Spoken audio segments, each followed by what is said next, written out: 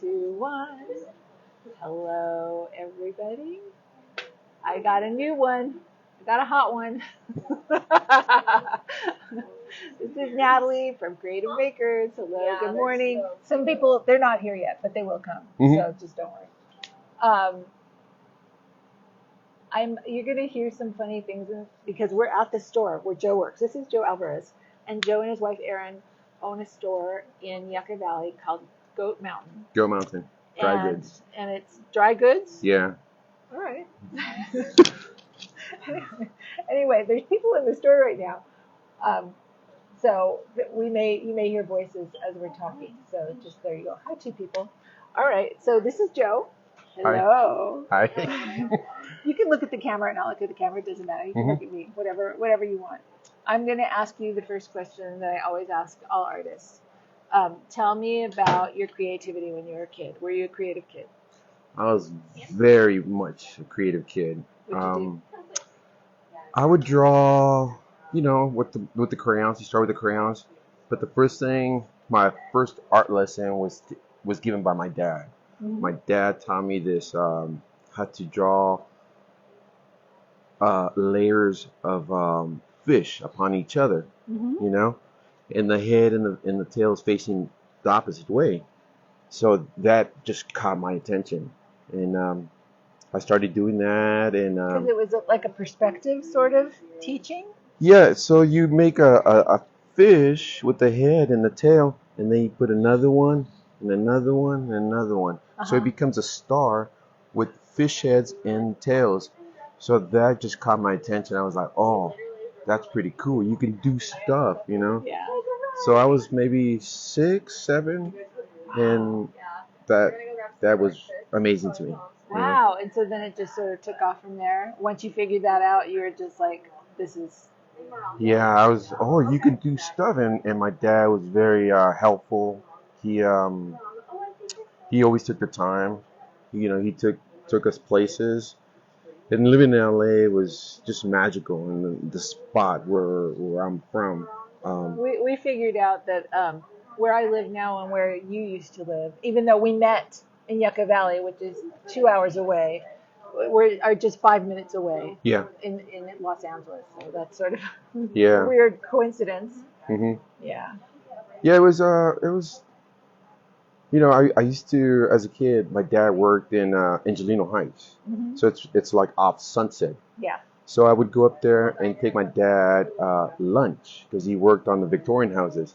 Oh, let me tell these people because not everybody knows. So in Angelino Heights, it's like an old part of Los Angeles, and there's these giant older homes, and they're really beautiful, mostly Victorian, but there's some other styles as well. But it's just very quiet streets, which you wouldn't imagine in Los Angeles because it's literally 2 just like miles a little from the hidden, city. yeah, it's a little hidden gem. Anyway, go ahead. Yeah, and he worked there painting these Victorian houses, and I just loved visiting him, and I would just spend hours and hours there just watching, the craftsmen, the painters just work. And I was a kid bringing my dad lunch, and so the concept of an artist, was very early in my age, and I really enjoyed that. So that influenced you all the way around. Yeah. How did you keep that going, like through high school and stuff? I was sort of like a loner. So all my time was spent in school, and then after school I would go to the library, specifically to the art department. So I guess I was self-taught at a very young age, just through books at the downtown library. So were you just looking at books like how to, or maybe artists that you liked, or just trying to figure out how they did stuff? Yeah, just, when I was younger, just, you get these books that teach you how to draw, and it's the longer ones. Yeah. And I would just copy them. And I have a whole bunch of those. Yeah, so that's the way it started, Wow. Now, did you go to college? I did, but I had to drop out. I joined the military. When you was your intention to major in art when you went to college? It was. I knew I was going to be an artist. I wanted to study art. I wanted to, do that. I wanted to be an artist. But it just didn't work out. Uh, I had a family, so I support the family. Mhm. I had a child, so I joined the military. It was like probably the only thing I could do, you know. It was like a sure bet Yeah, in that yeah. way. I literally walked from PCC, Pasadena City College, Yeah. across Colorado to the recruiter, and I joined within That's right. two There's a weeks. recruiter across the street from Yeah, this school. Oh my God. yeah, yeah. So within 2.5 weeks, Yeah. I was in boot camp. Wow. Yeah, so it's They were like, we got one here. We're gonna take him fast before he yeah, changes his mind. yeah. But it was I learned a lot in the Marine Corps. So when you came out of so when you came out of military, then what happened? Went to work. Um, And what were you doing?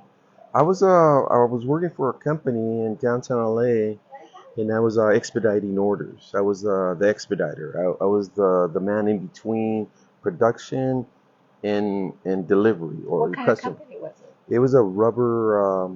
They manufactured rubber gaskets. Oh, so it was completely out of Totally the art different. field. Totally different. It was a job. Yeah, it was a job. It was a job. So Yeah. you did that, and you still had obviously your family, and you're hmm still supporting people. But then where did it turn? What happened? Were you still making art? Like were you in the military and still making art? Were you I still thinking about it? I was making art in the military. I was in my spare time, because you have a lot of spare time. I was sitting down and drawing, sketching, my fellow Marines.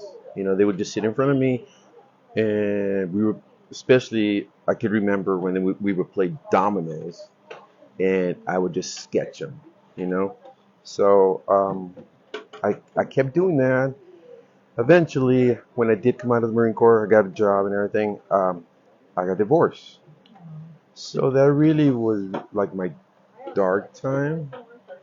Divorce. I didn't take divorce good. It, I don't think there are a lot of people that do well, during that period of time. I don't think Yeah, you were alone, but I understand. especially with, I had two daughters by then. So drank a lot. So that was probably the only time I stopped drawing and sketching and painting. And eventually, actually, my wife found me. Well, she wasn't my wife then, but we found each other. Mm-hmm. And she asked me straight to my face, "What do you want to do, Joe?" And I told her, "I want to be an artist." And she helped me do that. She said, "Okay, let's do that." So if it wouldn't have been for her, I would not be here doing what I'm doing. I mean, I would have been doing something else in art, but Right. not Not this. not like this. I want to describe to you. We're in a little store, and his hand has touched. Their hands have touched like everything in here, from the curating of the items that actually come in here. Because you sell other artists' stuff, Yes. right? And then just his stuff. And I just want to show you this bag that's up here. Hold on. This bag. It's got we're in near Joshua Tree, so it's got the Joshua Tree on it, and it's all hand sewn. Now, you did the sewing, or your wife did the I sewing? did the sewing. He did the sewing. But I mean, it's full of things like this in this store. There's some really cool jackets with really whimsical, wonderful things. He did all of these bags. I mean, just amazing stuff. And Thank you. it's all peppered through the store. Hold on, changing. There we go. It's all peppered through the store, and it's just. I'm looking at that jacket right there. Here, I'm gonna have to go get it. Hold on. And it's not all fabric stuff, but let me look at this jacket. This is like you took like a regular Levi's jacket, and you put An American flag. you patchwork all of these little shapes and stuff, so it's on the back of this jacket. It's just they're so fun. Anyway, so I just wanted to share that because it's impressive. It's Thank you. really great stuff. Yeah. my mom, she's a sew, but she never taught me how to sew. I would sew my socks, but Like when you had holes in them? yeah, yeah, yeah. So what happened was we we were locked, in our homes. Mhm. Pandemic, Yeah. COVID hit, so they told everybody, okay, well, everybody stay home. Um, and then the word came out that they needed masks. We were running out of masks. So I was like, whoa, okay, maybe I should make some masks. And they announced that cotton was good. Mhm. So we have a lot of cotton. So I started making masks, and that started the whole sewing thing. The whole sewing thing? Yeah, yeah. So this just happened. This is sort 2 years of ago. new. Yeah. Yeah, Oh my gosh. yeah, Oh my yeah. gosh. This is incredible. So okay, so I mean, I know this because we talked about this beforehand, but I mean, you only just moved to this area 4 years ago. Yes, So how long have you and your wife been together? 20 years. 20 years. But 21, 20, 21. okay, so before we get to this segment, from the time that you met her up until you guys moved up here, what were you doing artistically? How were you making all of your art happen since meeting your wife? Since I met my wife? Yeah, because she was going to help you. And she Mhm. was like, what do you want to do? And you're like, I want to be an artist. And she's like, okay. Well, I went back to school. Oh, you did? I did. I went back to PCC. But you know, I did not have the funds to keep on doing that. Yeah. So what I did was I just like self-taught. I'm self-taught. Mhm. I'm very proud of being self-taught. Everything that I'm interested, I go and seek it. And I'm the kind of artist that if I see it with my eyes, I'll take what I need and then I'll incorporate it into my art Mhm. process. Yeah. So I do that, and I'm pretty good at it. So after school, after college, I started working at Broman's bookstore. Oh yeah, it's a bookstore in Pasadena. It's very art. It's sort of a one-off, right? Because it's not a chain or anything. No, I It's think very personal. I think they have one other store now. yeah, it's like 100-year-old Yeah. bookstore that still survives. So Yeah. very impressive. And I was I love working there so much that I had to work at the newsstand Oh yeah. outside on Mhm. Colorado. So the only reason I was working there at the newsstand was to draw people. So I was Oh. sketching people that were looking at the magazines. So I have like these old sketchbooks of just people randomly just looking at magazines, and I would just sketch them like a 1 minute sketch. That's a way to go. Way to keep practicing. Yeah, Really. yeah. And I would take them home and just put in, add the colors. But that really taught me, gestured and fast sketch. And the people there, the managers and the owners, noticed what I was doing, Mhm. and they came up to me, and I thought I was gonna get fired or. But they offered me a show, so that started everything. Also, Wow. yeah. So I did a show there, and from there it was a great show. From there, other gallery owners wanted they came up to me and asked me if could show at their place, and it just took off from there. And I did a couple of galleries in Pasadena. Well, some of them are not there any longer, like the Fork Tree. Yeah. Love the Fork Tree. Did you know Rocky? Oh, greatest. Yeah. Yeah. I interviewed another artist who knew Rocky too. Yeah? And yeah, I know a lot of people that know Rocky actually. But anyway, go ahead. So that, yeah, I love Rocky. She gave me a big boost. You know she's passed, right? Yeah, Yeah. yeah, Yeah. yeah. And the gallery's closed. That whole little section is like, it looks sad now. I wish somebody would do something with it. I think they're getting ready to. Yeah. Yeah, I think it got sold. Mhm. I used to work next door this is off topic. I used to work next door at the catering company that was there, Happy Trails. Yeah. Remember that? I used to be the chef there. Oh. Yeah, it's great. It's such a small world, I swear. I just met you, really. Oh my God. All right. Anyway, so during that time between meeting Erin and actually moving here, you were just you just kept doing what you were doing? Yeah. Were you working odd jobs? I mean, how were you doing this? Or were you just being an artist Just and Erin was supporting you? I mean, how was it working? Erin was a big support in my life. She still is. But I was working, at the bookstore. Especially there, I did a couple of years there, and I did more odd jobs here and there. But I kept on painting, selling my paintings, my sketches, and eventually we came to this. We bought a condo, and when the stock market crashed, the whole house thing In crashed. 2008? Yeah, we walked away from our place, Oh. so we moved into a shop. But by then we already had started Lover Dovers. Is that another story you had? Yes, it was Okay. it was maybe Erin can talk about that better. But it's a little girl clothing store, and she taught me how to cut fabric, and I just was her personal cutter. And we just kept doing that.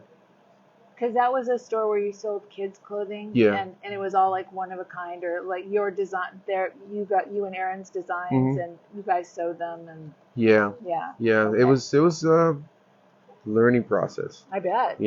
But the entrepreneur spirit was very alive in us. You know, just just just to know that you are your own boss is power. You Yeah. know, so that is just it's magic. It's like, but you do take all the risk. This Right. is If this is something goes you. wrong, it's you. It's no Yeah. one else. Yeah. Yeah. You can't blame anybody. No, you can't. But um, we lived in our shop Hmm. because we couldn't afford an apartment. Of course. Right. It makes Yeah. sense. It was. Yeah. It was. That was a hard time for a lot of people. It was. We walked away from our condo, and we took the money that we had, and we found a shop that we can work in front of it, in front of the shop, and live behind it. Hmm. No hot water, no stove, microwave. You just made it work. We just made it work. We have so many stories, sad How stories. how long how long did you do that? Was that Three years, 3 years? 2 years. When did you move out of that place? I mean, because that was okay, 2008. Hmm. So now we're talking like 2011, Yeah. 2010, right? Hmm. Okay. And you're living in the back of the store, Yeah. basically roughing it. Yeah. And then what happened? Like what? I'm trying to like put it We all we together. saved our money, um, and then we moved into Uptown Whittier. Oh my gosh. Okay. We had enough money to move into this house, and we lived there for several years while still having the business. And we worked from home. Uh, we had like a shop in Uptown Whittier, and Mhm. that's where I cut fabric. And that worked for a while, but then it just felt like we were just working to pay the bills. Oh, that's yeah. This is what Erin was talking Yeah. about. You guys had several things that you were renting, and it was just you weren't getting anywhere. It was No, just going in circles, just like just working to pay the bills. yeah. But we were still with this business, Lover Dovers, and I was still painting. I was still showing around. I was showing in Uptown Whittier, Pasadena, in LA, in Boyle Heights, and somebody told us about Joshua Tree. This gallery owner in in LA, she told me about have I ever been to Atwater? I mean to Joshua Tree. And we were like, what? Joshua Tree? Joshua Tree? So she was the one that pushed us up this way. And we came up here and we just fell in love with this place. The desert is just the best move we have ever made together. It's open space. Um, my neighbors are like a block away. Sometimes that's valuable. Yeah, yeah. So it's very quiet. there is wildlife out here. You know, Mhm. you look at the desert and you say, well, you know, there's nothing out there, but there is. Yeah, no, You know, there's there's a a lot of lot. stuff going Yeah, on. It's all undercover. yeah, Yeah, yeah. A lot of it comes out in the nighttime. You yeah. know, like jackrabbits come out in the nighttime. They're nocturnal. So it's in the sky. The sky is like the Milky Way. You can see the Milky Way here. It's the first time I've seen the Milky Way. You know, Yeah. so we've been here. We made the big move to come out here, and we've been here just over 4 years. That's a really big transition. Hmm.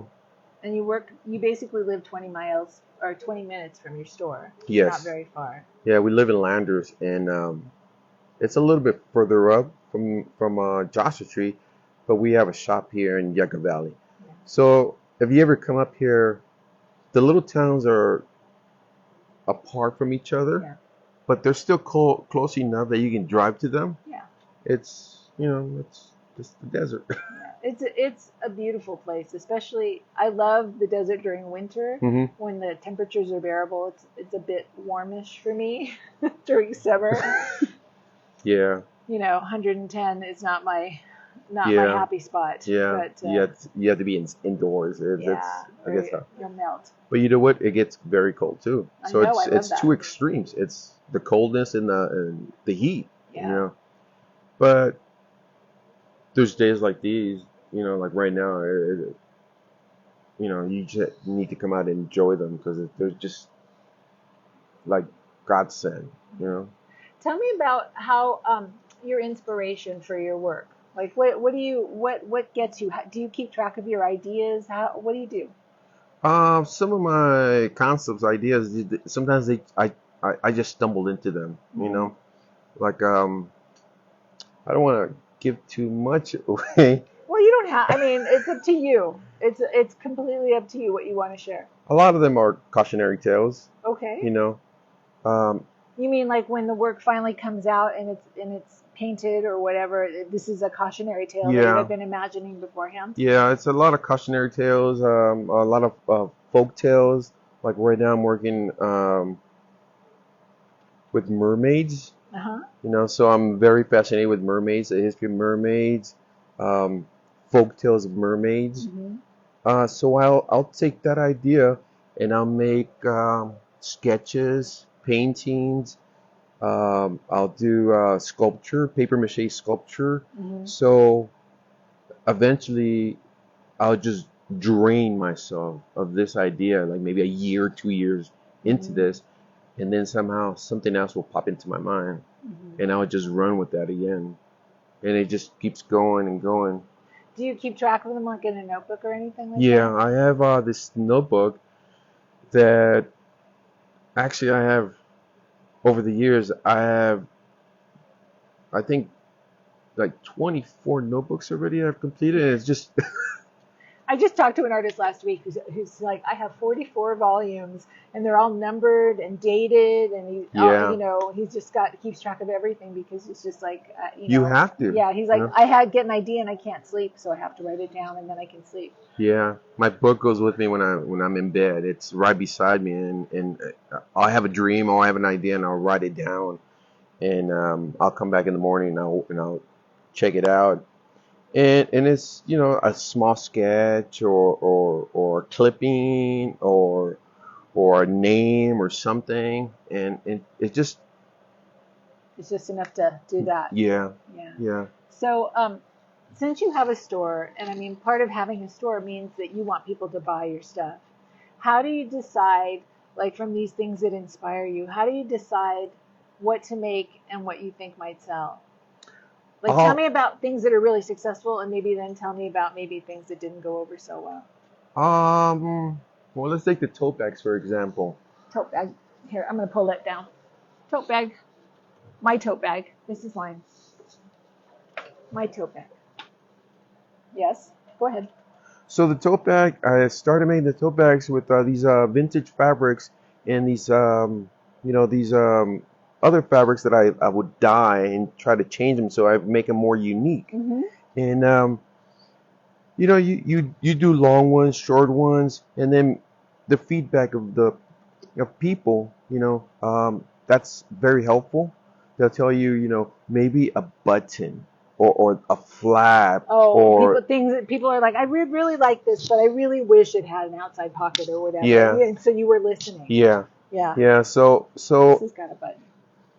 yeah, yeah. So it's a lot of help from the customers, from friends, wife, and so it just moves on. It progresses like that. Hmm. That's the how the tote bag that size is a good size. That's Hmm. what ladies or people that use tote bags like. Yeah.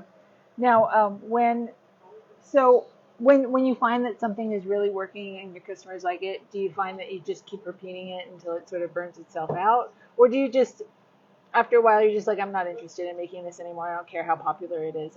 It's dead to me. I'm kind of weird in that way because I wouldn't let it go. So You won't let it go, or you will? no, I mean I'll try to make it different. Oh, okay. So So you let it evolve. yeah, yeah, and I welcome that. I welcome the change. Hmm. So because I've learned from experience, hey, it can lead you somewhere else. So I started making small tote bags, and then it became larger, and then the strap is longer or double strap. So and that's just for an example for the bags. And I started dyeing the fabric, making a series of them. So if I like this one, it's the Joshua tree, and it's more like a spring summer feel to it. Yeah, Sure. yeah, and Oh, I mean, I can see that because of the colors, because of the pink, the warm colors. yeah, Yeah. yeah. Without So going into browns. yeah, And the back looks like this. It's awesome. and it just progresses, it Mhm. changes, and I'm okay with that. Yeah. Yeah, So, but eventually it will.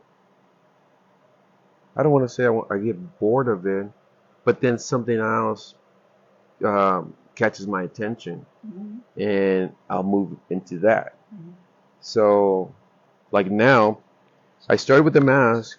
mhm. I started making masks, Right. and then from that burned out, Right.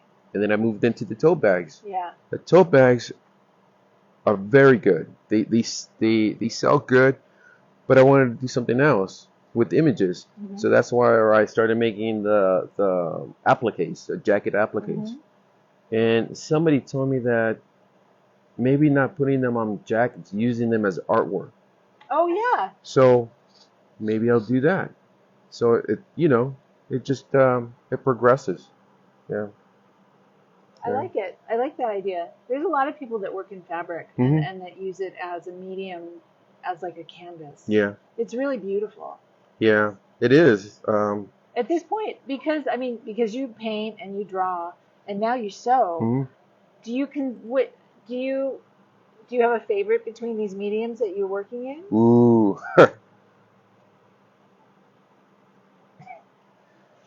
Don't look at me. I don't know.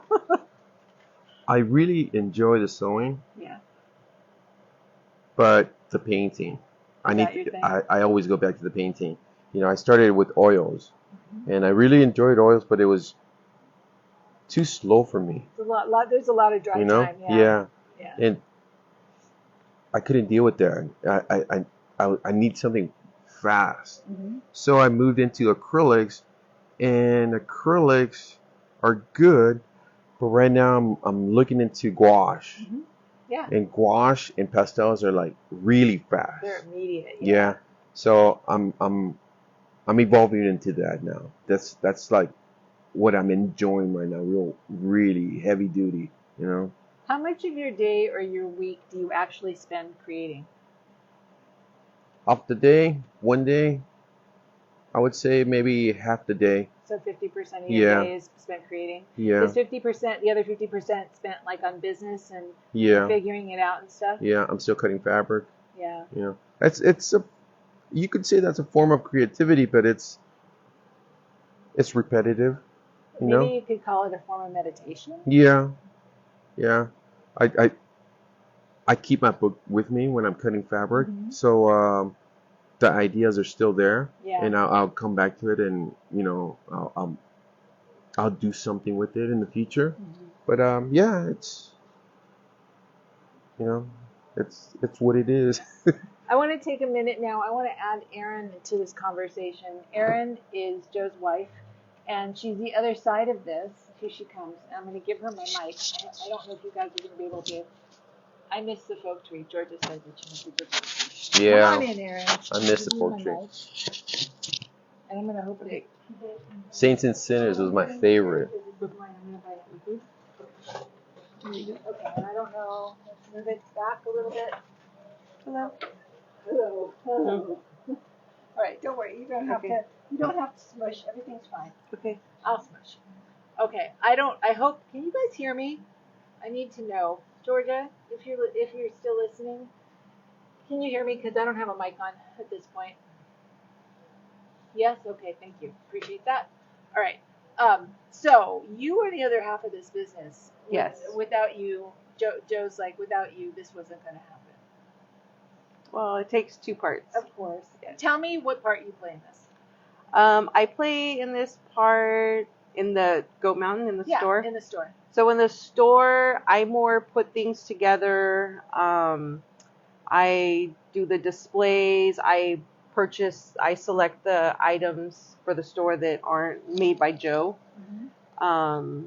But other than that, Joe's kind of taken over the reins, which surprised me because typically he's been the super creative part where he didn't have to worry about paying bills or any of the, any of that kind of stuff. Like I kind of took that upon myself because he's more like 200% creative. Right. So, there has to be balance in that. yeah. So when we opened the store, it became challenging because we have another business. And so this was kind of like our side thing. It was kind of for fun, so we could have a more creative outlet locally.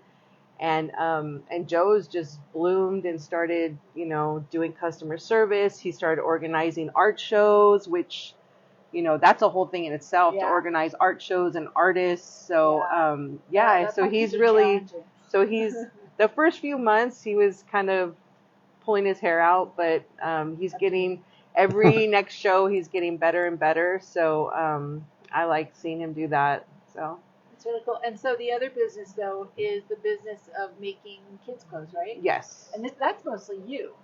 Well, it's my designs, and then Joe's the cutter, and whatever else needs to be done. Who sews? So I have a little team of people that sew. I started out sewing everything. Actually, Joe's mom was a sewer. She's a fashion designer. She designed, she had a bridal shop. Uh-huh. So when we got together. Well, she retired. Yeah, she had retired and her daughters weren't sewing. So she bequeathed us her sewing machines. And then when I got pregnant with our daughter, I started designing all these kids' clothes, and this business bloomed. So yeah. In that business, were you just going door to door, basically, like business to No, business and selling no. stuff? So at the time I was in the fashion industry, and I had been in design before, but I started doing sales. I was selling fabric, so I was traveling all over Southern California meeting with clients, and I had a lot of extra free time. So I started this collection, and I was selling like to local boutiques. And it became really frustrating. This was right before the 2008-2009 recession. And there was tons of like high-end boutiques that wanted my stuff, but everybody wanted it on consignment. Right. So I would do consignment, and then it became ridiculous because then I became a bill collector. And I'm like, that's not creative. I don't want to do that because I like the creative side of it. That's hard, yeah. So I got frustrated. And then the recession hit. And I lost like 60% of my income overnight from my sales job. And I realized I just needed to focus on this little business. And Joe said, yeah, let's do it. And then we just started. Just hustling. So then we found out about Etsy, and we started on Etsy. There you go. Yeah, so we started on Etsy. And then it was so wonderful because you don't have to be a bill collector. Right. because you get the order from the customers, and there's people searching anything crazy or creative that you want to put out there. There's somebody that'll buy it. And the thing that I like about it is that once you're set up on Etsy, you're in business 24 hours a day. So we could be at a street fair walking around, and we could be making sales. So that's the thing that I really like. I mean, that we started at the beginning when Etsy was really small and there wasn't a lot of competition, but now it's like super saturated. There's a lot of competition. So, but I think if you have a product that's unique and, you know, you can get it out there on social media and stuff, I think it's a good way to go. Do you still sell on Etsy?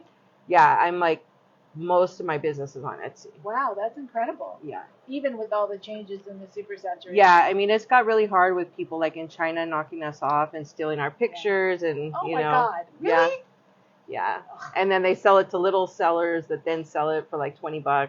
And then, yeah, so it's a constant battle. But, you know, you just have to keep being more creative, just keep putting out fresh stuff and just be ahead of people that don't have ideas and just want to steal your ideas. So. Yeah.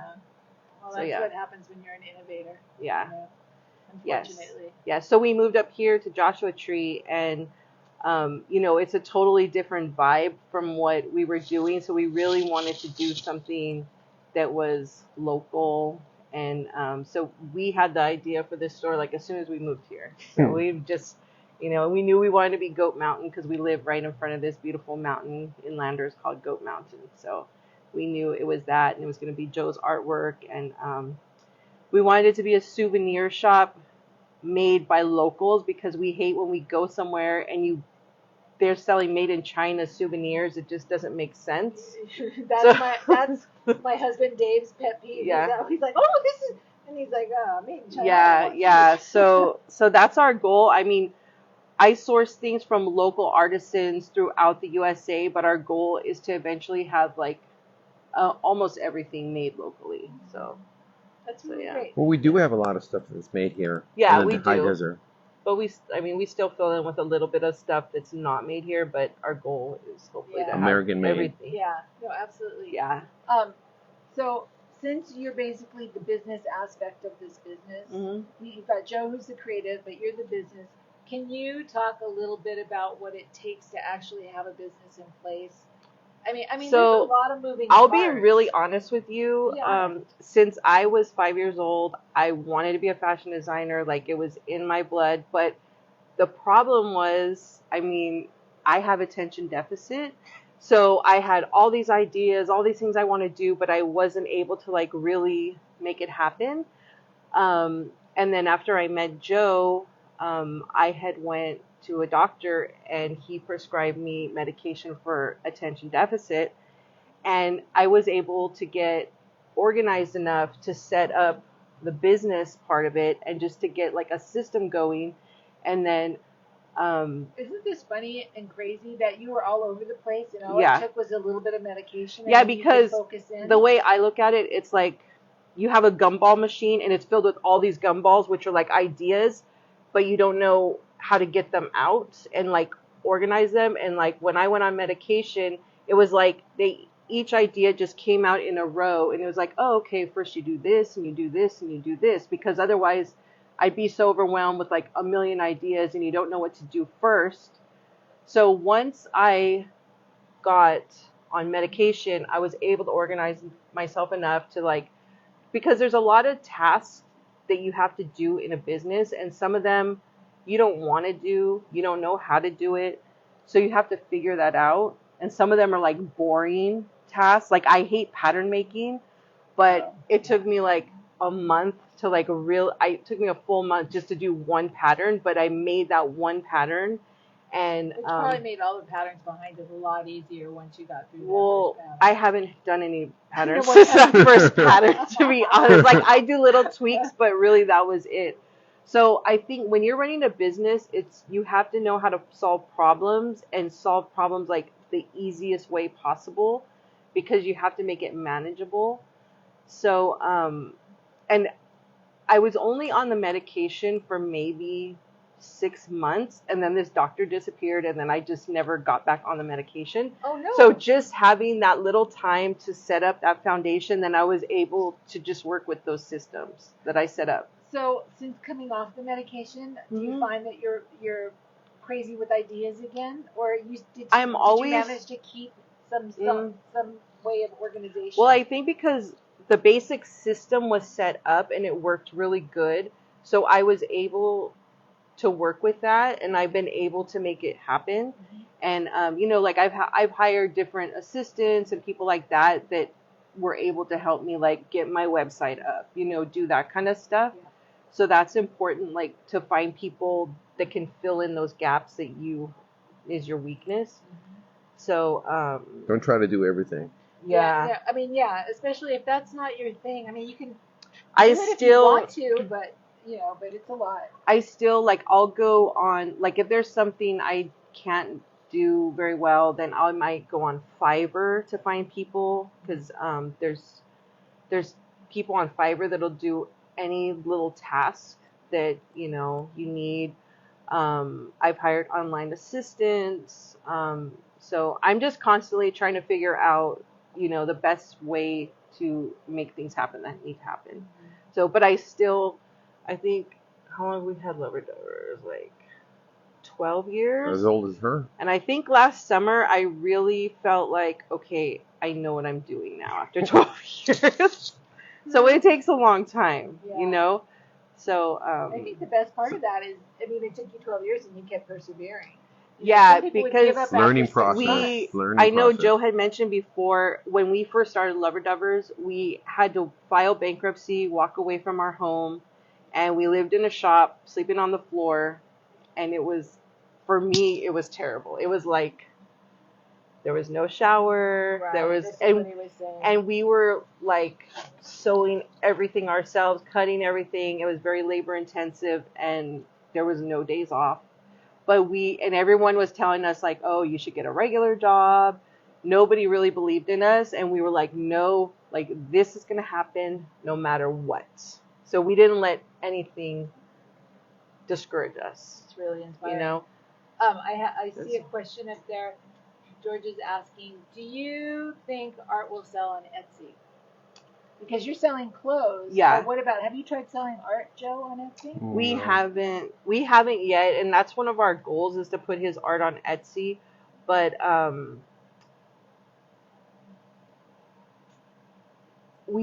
there's only so much time in the day, so every time you make a business, you have to do everything behind it, all the marketing, and so I haven't been in a spot where I feel comfortable enough to be okay, I'm going to start putting Joe on Etsy and try to get him going. But I think definitely you can sell your art on Etsy. I think especially too if you have a niche. Yeah. I do a lot of dog portraits. I don't sell on Etsy, but I'm guessing, Georgia, that if you went on Etsy and you had a specialty and you allowed commissions or something, that you could actually sell work. I think it's relatively inexpensive to set up an Etsy shop. Yeah, it's inexpensive, and there's actually different tools you can use to figure out what people are searching for, because that's the main thing, is figuring out what people are searching for, what keywords, because if you put something on Etsy and they're not searching for that keyword, you're not going to be found. Right.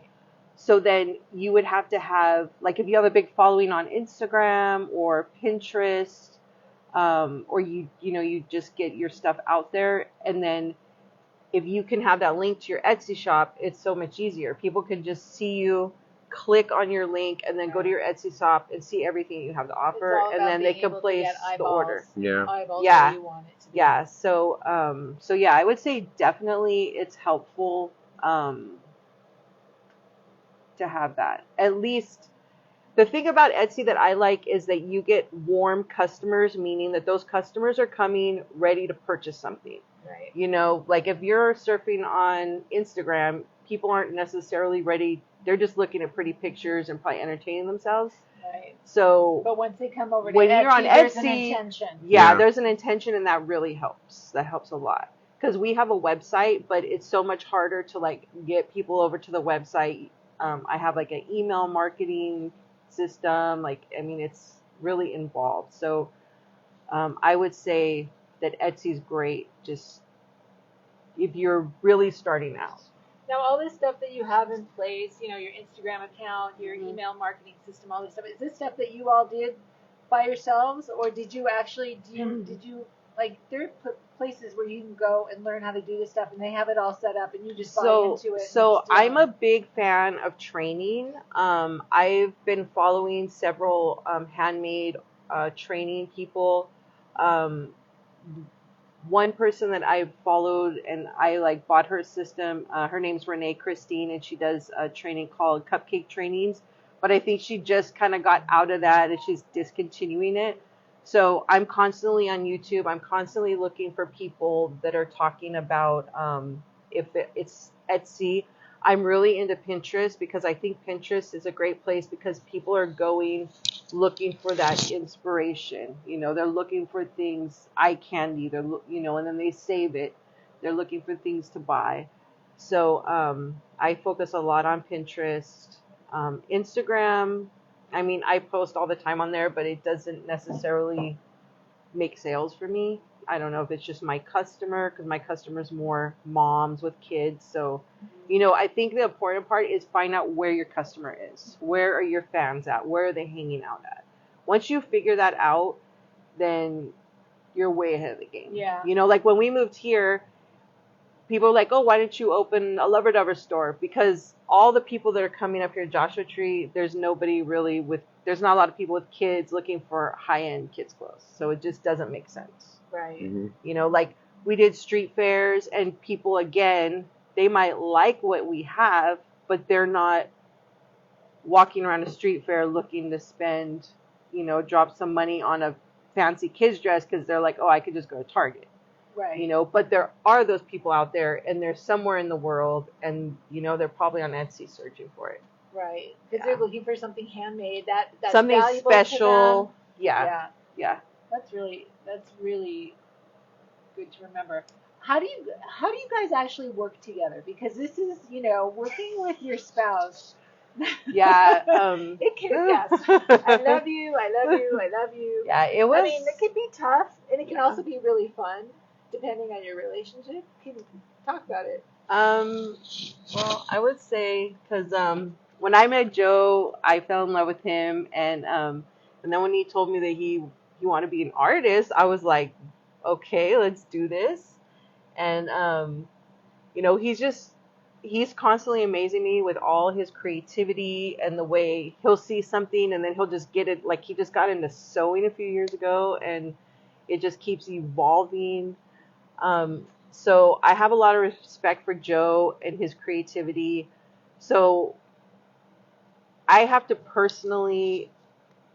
realize that I'm married to a creative person. So I'm not going to be like, there's things that don't happen the way I want them to happen. Yeah. I know. So, yeah. So I think that, and I'm creative also. So,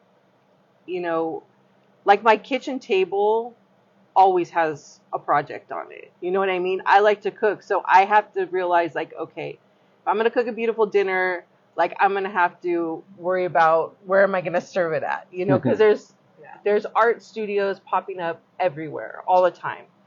So, I think it's just important just to like understand that you have to have respect for your partner, and respect who they are.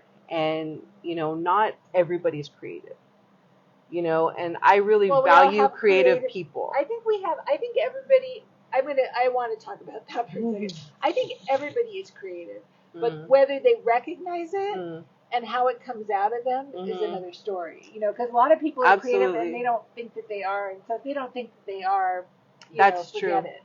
That's true. Well, like my dad is super creative. And, when I was a kid, he was always building stuff after work. He worked like 7 days a week. He worked his butt off, but he would always be in the garage making something.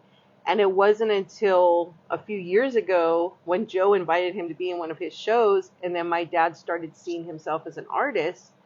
And I was like, that's so sad because he's been an artist all these years and he never recognized that he's an artist. And my mom didn't necessarily support him, you know? Like she wanted her house to look a certain way and his art didn't fit in that house, you know? So when my dad started making this stuff, like he made this cool thing here. I'll show it to you in a minute. We started putting his art in our house, and then he would come over and it would just make him feel so good. So I think it's really super important to support artists, you know? And like me and Joe, like I had to figure out like what are his strengths and what are my strengths and what are my weaknesses and what are his weaknesses. So like when our daughter was born, somebody had to stay home with her. And so we decided for Joe to stay home with her, and he did a way better job than I would have ever done. I love how organized, how you've thought about this, and you've got it all organized in your head. I mean, so like we split the responsibilities, like who's stronger in certain things. So, you know, like our daughter grew up and Joe made her heart-shaped sandwiches every day for lunch and, you know, animated her puppets and just made a magical childhood for her. And, you know, I'd come home and he'd be like, oh, I have her on a schedule. And I was like, I would never even fathom putting a kid on a schedule. Like it would never come in my mind. You know, so that's his strength. So, well, I hope you're not listening. You know, she knows.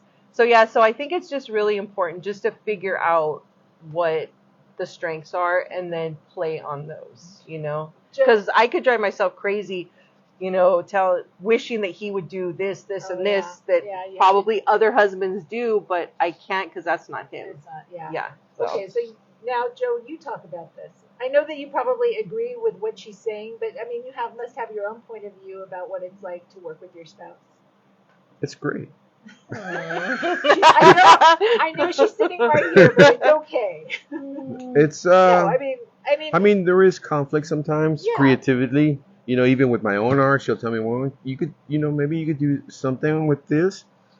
But I'm always open to her advice. I know she's also very creative, so I respect that.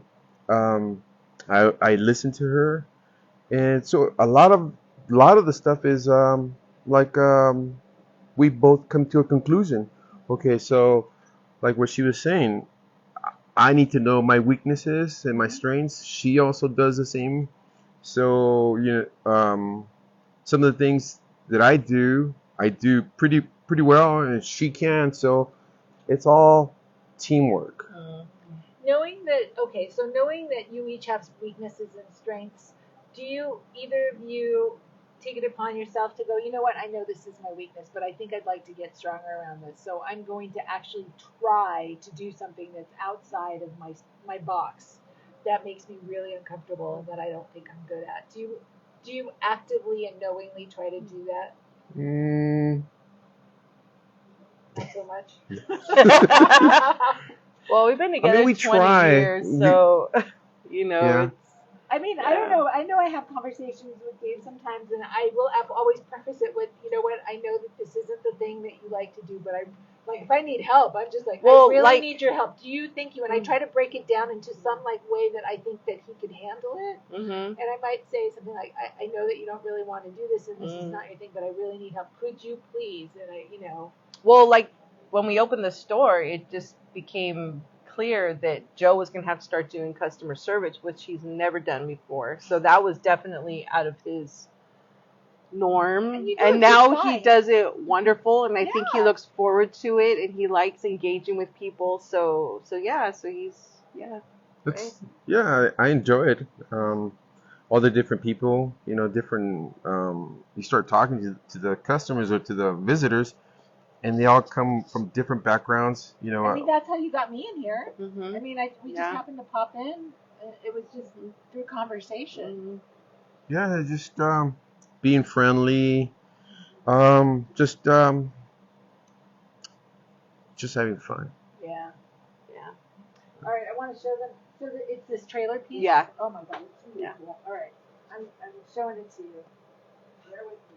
Up here, up at the top, it's this frog piece. See it? It's the trailer. Yeah, it's a cat trailer.